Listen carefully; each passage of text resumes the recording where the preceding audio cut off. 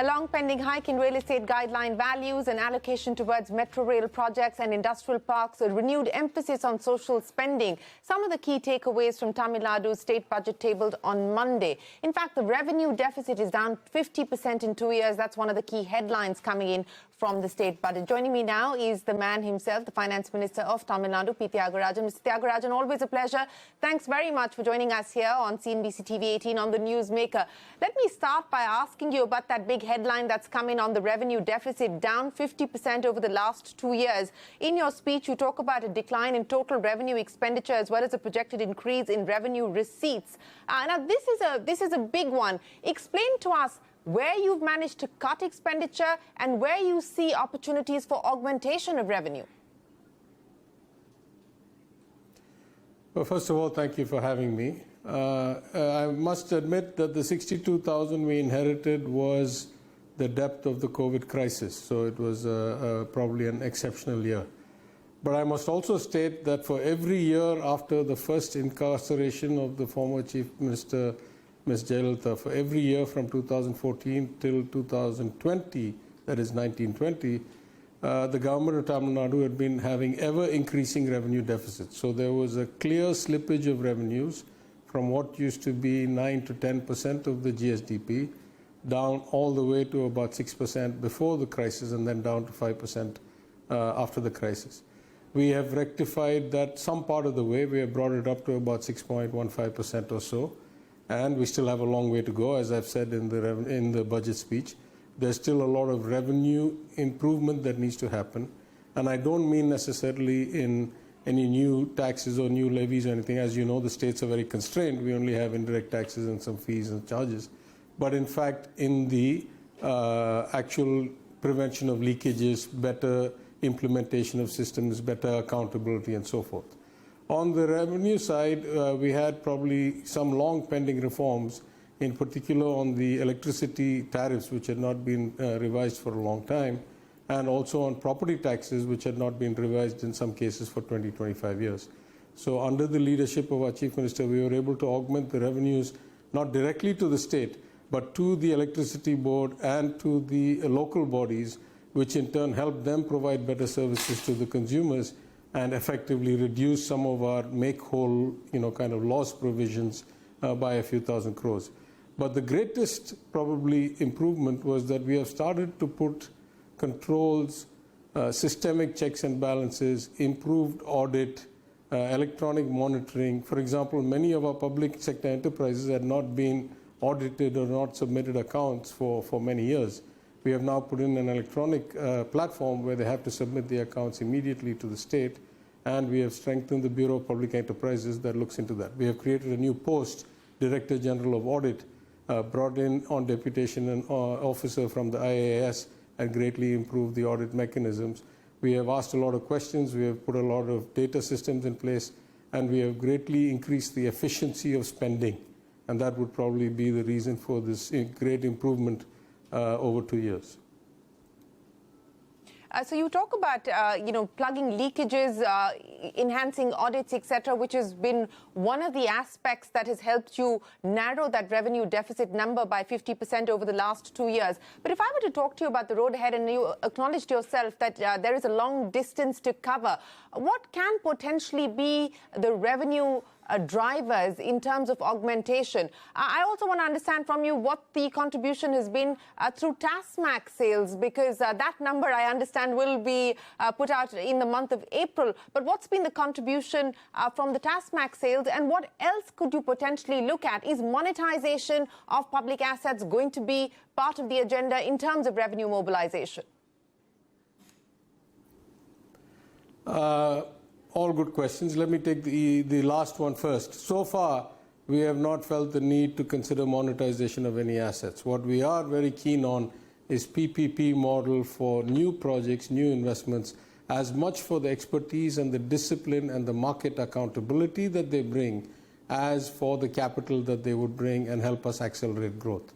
Going back to TASMAC itself, I don't have the numbers in front of me, but I have been on the record multiple times saying that I still think that the leakages in TASMAC are very high. Now, these are not like, hypotheses, right? We have quantitative data. what was the excise as a percentage of GSDP every year for the last 15 years? What were commercial taxes pre-GST and post-GST? What has been the contribution of the union share of taxes? All these we have quantitatively, and we can show in very, very precise terms what percentage of commercial taxes as a percent of GSDP we are still missing. And we can show that relative to Tamil Nadu 2 years or 3 years or 5 years or 10 years ago mostly. And we can show that relative to, let's say, Maharashtra or Gujarat or Karnataka, which are the other 3 large rich states of India. So we know where the leakages are quantitatively. Now we have to break that down by region, by sector, by collection office, and we have to figure out how to plug those gaps. Because let's be very clear, we are short about 3% of GSDP in total revenues compared to, I would say, the fiscal golden period of 2006 to 2011, in the sense that we should have probably 2 to 2.5% more revenue from the state's own revenue, which in this year's GSDP estimate of roughly 25 lakhs, that's about 50 to 62,000 crores, and then another 1% or so from the union share of taxes plus grants in aid, and so that's another 25,000 crores or so. As has been pointed out in many CAG reports in the past, 18, 19, 19, 20, so forth, that even the 14th, 15th Finance Commission's estimates of Tamil Nadu's revenues were underrun by about 75,000 crores in the previous regime. Now we've improved that quite a bit. We've raised the revenues almost 60, 70,000 crores over 2 years. We still have a long way to go. Let's talk about Capex, because this has been the focus of the union budget. We've seen a 33% increase as far as Capex is concerned, and the expectation is that the same will happen at the end of states as well. In this budget, you've announced higher allocations as far as metro rail projects are concerned, industrial parks are concerned. Can you give me an assessment of where things currently stand in terms of Capex that has already been utilized for the financial year that closes on March 31st? And of course, you're assuming a 15% higher Capex allocation for FY24. Yeah, let's just take the long-term perspective on Capex also, right? If you take the 2006 to 11 regime, where I will start, the Capex went up more than 100% in the course of 5 years. That's what good regimes are supposed to do. They ran a revenue surplus for the 5-year total period, 3 years of surplus, 2 years of deficit, but the added value was 5 years of surplus. Therefore, 100% of the borrowings plus a bit of revenue surplus went to Capex, and Capex went up like 130% or something in 5 years. You take the 2011 to 2021, the 10 years of the previous government, and Capex barely went up, about 80% in two terms. So in 10 years, it went up maybe 80 to 100%. That was it. So we have come and tried to accelerate the Capex. And I've got to tell you, we got 2-3 problems. The first problem is the sheer capacity to spend, to build, to have those kinds of skilled contractors seems to have declined. I chair a committee for projects worth 100 crores and more that the Honorable Chief Minister has put in place for us to monitor progress on big ticket projects. And every time I find that we are behind schedule. Now, part of that is our unique weather problem, which is that we lose 2-3 months a year due to the monsoon between September and December. We also had some massive floods in the 2021-22 year. Of course, we also were locked down like many places in the first year of our period, 21-22, second wave, third wave, etc. But our capacity to spend is not where we would like. Capacity to do real hard Capex, which is another reason why I said I'm looking for PPP. But our ability to fund big ticket items is keeping on increasing. So, we've already increased the allocation to Capex significantly, probably by, as you say, 15% this year, but over 2 years, probably 30%. And if you look at our medium-term fiscal plan, we plan to almost double the Capex again in the next 2 years, because what is happening is when the revenue deficit goes down, within our borrowing limit, we're able to allocate much more of that borrowing to Capex. So when we inherited this government, there was probably 3.5 or so % of revenue deficit out of 4.61% fiscal deficit. So they were basically putting in a little over 1% of GSDP into Capex. This year, we're going to end the year at 3% fiscal deficit, of which only 1.23% is revenue deficit. That means our Capex has gone up to 2.77%, or more than double as a percentage of GSDP. So that's basically what you're supposed to do. The more you control your revenue deficit, you get the room for Capex investment. We have a lot of projects, but again, I have my own concerns about the ability to scale that rapidly. For example, can we really, as a state, find the partners? And most states have to go through tenders and construction companies and partners. It's not like states have their own PW departments that can do that kind of work, because the work is varied and it comes and goes and the technology keeps improving. The question is, can we almost double our Capex in the next 2 years? We need to find better execution models and better PPP models with world-class and like national level good contractors who we need to work with. So, I think this is a concern that's been raised previously as well, and, you alluded to this. So it doesn't matter whether you aspire to double the Capex. If there is a lack of capacity to be able to spend it on the ground, that puts a question mark on your plans. You are saying that some of the big-ticket projects are stuck because of the lack of capacity at this point in time. So how do you remedy this? What kind of No, I'm not saying that. I'm not saying that. Sorry, let me... Yeah. Okay, sure. Yeah, so let me be very clear. The big ticket projects, the biggest ticket projects are usually not limited by capacity, because there are only so few companies in the world that can build metros, right? I mean, that's not the concern for me. So if I go to metro projects or massive road projects, hundreds of crores, those are relatively straightforward, because there are only so few global players that can do it. Those, if anything, were capacity or Capex were capital constrained, because we're not getting the agreement for the 50% union government share in time, or there's some paperwork delay in getting the AIIB or the World Bank or somebody's funding to come through, some paperwork delay. It's not long, but I'm saying those are the niggling problems we have. And we always, whenever we run short on the construction capacity, we always go ahead and fund those big ticket projects more and more. That we have done 2 years in a row, just so we haven't had the total Capex down. If we can't do the execution ourselves, then we go and fund the actual big ticket projects with greater, faster loans or faster equity, even though the union has not matched its 50% share. So that's always kind of the buffer, the kind of shock absorber. What I'm talking about is the ability to do large-scale drinking water projects, drainage, sewage, flood relief projects, like state highway level projects.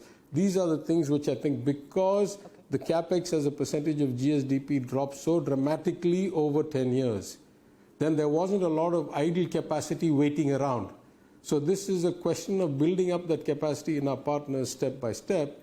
And I'm not saying it's a huge problem. I'm saying it's probably a 5 to 10% of the total intent problem.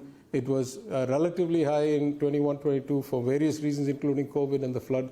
It got better in 22-23. It will get better still in 23-24. And for more than a year now, in this committee of 100 crore plus projects oversight that I chair, I have been stressing to the senior IAS officers, the committee consists of all the departments that have large Capex projects, that you better start thinking about these partnerships and this capacity and these relationships, because we know that the faster we control the revenue deficit and improve the fisc, and as our economy grows, we are going to need building capacity that's 2 times, 3 times what it was when we took office. So we are thinking ahead and we're planning for it. It doesn't, a lot of these things, at best, they're like Markov chain-like processes. At best, they're indifferent to how you got here. But you still can only go so many places from here. I cannot build capacity overnight, right? The system has its own inertia. So it's not like rolling the die where one time it can be 3 and one time it can be 6. If I started at this capacity, within 1 year, I can only come here, then here, then here. I can't go from here to here in 1 year. Sure. That's just the way the system is. No, fair point. You were talking about the centre, and there have been some specific asks from the centre of the state. And let me start by asking you about the state's request. Jyotiraditya Sindha, the aviation minister, requesting the state of Tamil Nadu to cut VAT. You're one of the 8 states where VAT on aviation turbine fuel continues to be high, between the 20 to 30% mark. The expectation was that perhaps you would move on that. No chance of that happening? Yeah, I will defer to the Minister of Commercial Taxes, which is not my department. I don't know what all discussions have happened.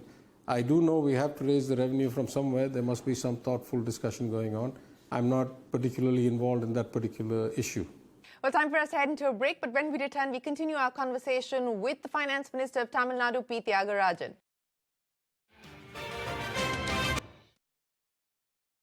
You're watching The Newsmaker. We're in conversation with the Finance Minister of Tamil Nadu, P. Thiagarajan, on the budget that they've just delivered. More importantly, on the reform roadmap ahead. Another issue that is still uncertain is the decision of the government to ban online gambling. Now, you moved a bill. It was returned by the governor because the governor felt that the bill lacked legislative competence. What is the plan on that front from here on? Oh, look, far be it from me to unnecessarily politicize the office of governor, but I think this governor, it has been clear, sees himself as some kind of constitutional expert more than any other governor has ever been in Tamil Nadu, which is a bit shocking for a former police officer who has neither studied the law nor ever sat in a legislature. And this is not the first time. He's keeping on sending bills back talking about legislative competence and all that. I just see as an obstructionist. I don't want to say much more than that. The legislature unanimously approved the NEET bill and was sent to him, and he finally signed it, sent it to the president. The cabinet has made the decision, which has been publicly recorded, that we are going to reintroduce the online gaming ban bill, which is a very specific bill. It only says that because, it's a very technical bill. It says things that have pseudo-random number generators and are certified as games of chance because of the scientific. I'm an operations research major. I studied and taught stochastic processes, so I know, a bit of what I'm talking about. The bill is very solid. You get any scholar to opine on it. It's very solid. In fact, yesterday, the union minister somewhere has opined that it's within the rights of Tamil Nadu to pass such a bill. So this bill will get unanimously approved by the legislature in the next few days. It will get sent back to this governor. Let's see whether his brilliance and expertise extends beyond that of the union ministry and of the elected legislature and ministers yet again. So you intend to move the bill forward once again, but let me ask you this in the context of what's happening at the GST Council, because this is a matter that has been with the GOM for several months now. There has been no forward movement on this issue on taxation as far as online gambling, etc. is concerned. Not just this aspect, but outside of gambling, what is the expectation now in terms of big ticket items that you believe the GST Council needs to address? Well, let's first go to this GOM on gaming, horse racing, and casinos, right? Well, it actually submitted its report. And then quite surprisingly for me, because of the indulgence of the Honorable Finance Minister of the Union of India, she allowed for it to be taken back and re-looked at. Re-looked at didn't arrive at any different outcome, to be honest. I don't want to prejudge. But, the committee, and this is not a committee that has any political differences, right? The chair of the committee is the Honorable Chief Minister of Meghalaya, who's in the BJP coalition. Senior member of the committee is the Honorable Finance Minister of the government of Uttar Pradesh, which is a BJP government. So it's not like there's any political differences here. At the end, after going around and around, we came back to the same thing. And in fact, I gave a written submission that was a very clear situation based on some expert advice that I got, which said, if you insist on trying to tax kind of platform fees or gross gaming revenues separately from the so-called payout or, the net payout stuff, then the simplest way is to have two accounts ab initio. On the date of collection of the revenue, you split the revenue into two pools, service fee / platform fee / gross gaming revenue, call it what you want, and pay the GST on that and take it into your own account and put the rest of the money in an escrow account, and from the escrow account pay out all winnings and let that be subject to TDS and income taxation. Therefore, you have two different schemes, direct taxation, indirect taxation. None of this was acceptable to the other members of the committee, as I say, apart from political differences. This is including the BJP, including the TMC, including everybody. So the most likely outcome, in my expectation, is that the same report will go back that says there's no consensus. Basically, we go back to the original report and say tax the entire thing at 28%. Now the question is, last council meeting, it didn't come because the Honorable Chief Minister of Meghalaya was the chairperson who should have presented the report, was tied up in state elections in Meghalaya. Now that's over and he's back as the Chief Minister, presumably back as the council member and the GOM convener. So my best guess is it will get placed again. Beyond this, of course, there are many different things I think can be done to improve the GST's functioning as well as the GSTN's functioning. I've had a lot of technical discussions with the experts. You may know the Supreme Court lawyer, Thiru Arvind Dattar, heads a committee for us, which we constituted after we came to power, a committee on federal fiscal relations. He and the legal community have given us a lot of inputs. I've got a lot of inputs from GST officers, from commissioners, so forth. We had the first in-person meeting of the GOM on systemic reforms in Maharashtra, chaired by the Honorable Deputy Chief Minister, Mr. Fadnavis there, myself, Honorable Deputy Chief Minister of Haryana, Thiru Chautala. All of us participated. Others came in by VC. We think there's a lot of scope for improvements. I hope to have something prepared, and the next GST Council meeting, as you know, the last one was supposed to be in Madurai. Unfortunately, we were not in the capacity to host at that time because of our own by-election and some other, short lead time. We know the next one will be in Madurai. By then, we hope to have something to show, ideally through the GOM on systemic reforms, if not at least as a submission. I genuinely believe, as many kind of statutory limitations as there may be in the GST, operationally, systemically, there is so much headroom for improvement that this system could perform twice or thrice as good as it does now, both from a federal perspective as well as from a compliance and ease of actually complying perspective, as well as a revenue recognition and timing perspective. I think all of these can be greatly improved. Well, we look forward to your submission. But, since we are talking about the states and the centre and federal relations, I also want to talk to you about what is expected now is the setting up of the 16th Finance Commission, which will take place at some point later this year. Now, you have raised concerns on the horizontal devolution, which is based, of course, on the income distance. And I remember you saying that it's not the money that you begrudge, but it is the lack of progress. Now, what is your ask in terms of change? What is it that you would like to see being changed in terms of the way that the Finance Commission looks at devolution to states, horizontal and vertical? Yeah, please give me about 3 minutes. I just want to touch it in three perspectives. The first is, in every federal society, there's always a transfer of funds from the better off to the less well off. We welcome it, we're good patriots, we love it. The problem is that in most other federal systems, or within the country, let's say the United States, the rich New Yorks, Californias compared to the North Dakotas, Missouris, the European Union, the rich Western European countries compared to the Italies, Greeces, Portugals, the China, the coastal rich provinces compared to the hinterland. In most of these places, the transfers narrow the gap. You find the poor coming up and the rich kind of slowing down so that they get closer together. 25 years or 30 years of finance commissions in India, we have not only not seen the gap narrow, we have not seen the gap stabilize, we have not seen the gap widen, we have seen the gap accelerate in its widening. That means the rich are getting really rich and the poor are getting much, much poorer, or they're not coming up at all enough. So the gap between the well-off and the not well-off is rapidly accelerating.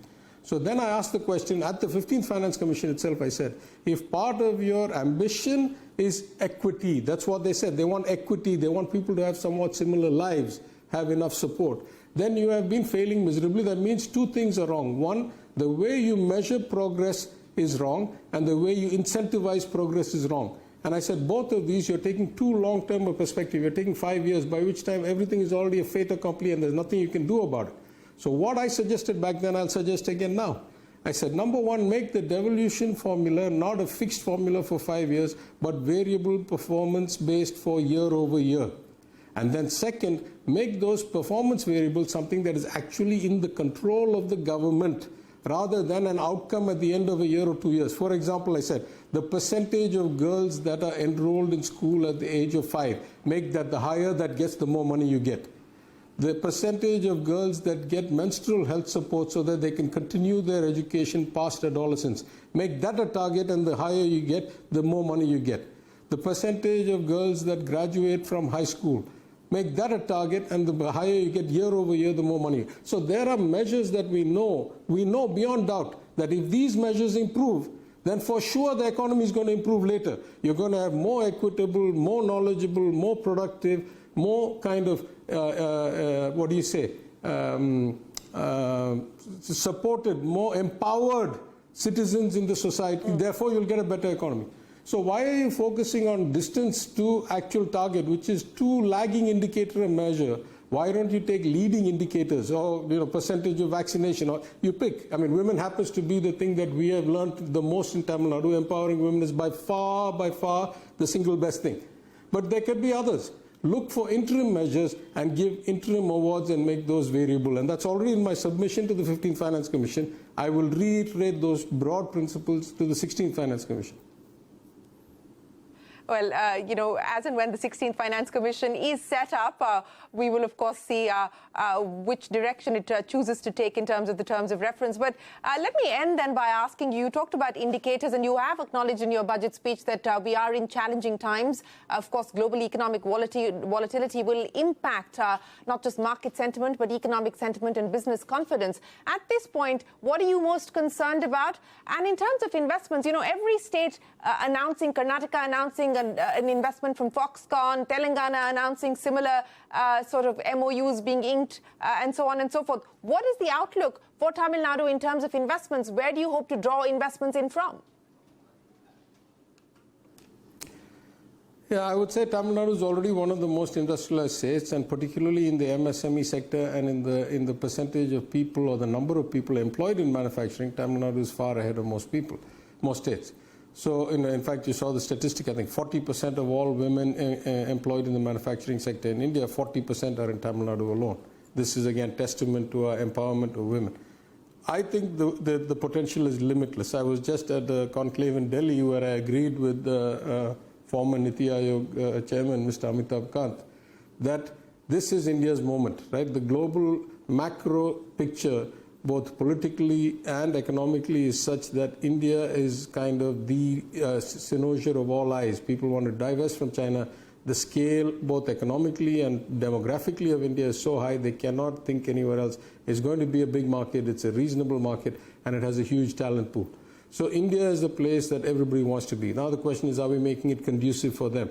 And making it conducive for them is not mostly about what discounts and what other things you give. It's about having the right talent pool. It's about having the right climate. It's about being welcoming, having the ease of doing business, the laws, the systems, the dispute resolution, all that workable and understandable and therefore calculatable risk-wise. This is the kind of overall context. And in fact, in Tamil Nadu, at my request, the Cabinet commissioned a study. What have all those people we gave incentives to, have they come here, have they delivered the results we expected, and what is it they think is the biggest factors driving their decision to invest here or build factories here as opposed to somewhere else, and all these variables that I told you, connectivity, infrastructure, talent pool, ease of doing business, global airports, ports, etc., all these feature a lot.